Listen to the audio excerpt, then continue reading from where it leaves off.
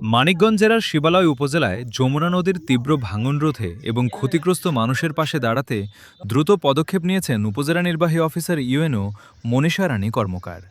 আজ ১১ জুন তিনি ভাঙন কবলিত ঝুঁকিপূর্ণ এলাকাগুলো সরেজমিনে পরিদর্শন করেন।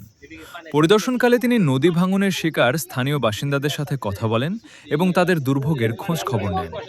ভাঙন রোধে পানি উন্নয়ন বোর্ডের পাউবো কর্মকর্তাদের সাথে যোগাযোগ করে দ্রুত জিও ব্যাগ ফেলানো সহ প্রয়োজনীয় জরুরি ব্যবস্থা গ্রহণের আশ্বাস দেন তিনি। মনীষা রানী কর্মকার চেতনায় মানিকগঞ্জ নিউজকে জানান, ভাঙন কবলিত মানুষের নিরাপত্তা ও পুনর্বাসন আমাদের প্রথম অগ্রাধিকার। পরিস্থিতি মোকাবিলায় স্থানীয় প্রশাসন সার্বক্ষণিকভাবে কাজ করছে এবং ক্ষতিগ্রস্তদের সব ধরনের সরকারি সহায়তা প্রদান করা হবে। 392 492 মধ্যে হচ্ছে অর্ধেকের আছে। এখানে নদী ভাঙন কত বছর আগে থেকে হচ্ছে? 4 বছর আগে থেকে।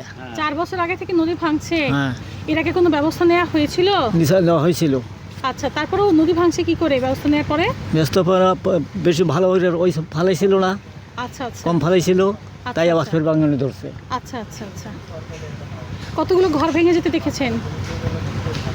ওনার হিসাব নাই, হিসেব নেই, হিসেব ছাড়াই হচ্ছে অনেক ঘর ভেঙে মানে যেতে ঘর দেখেছেন। ভেঙে গেছে। আপনি কোন পর্যন্ত ছিল নদী? নদী ছিল ওই চর পর্যন্ত, ওই চর পর্যন্ত, ভাঙতে ভাঙতে এই পর্যন্ত চলে আসছে। চলে আসছে।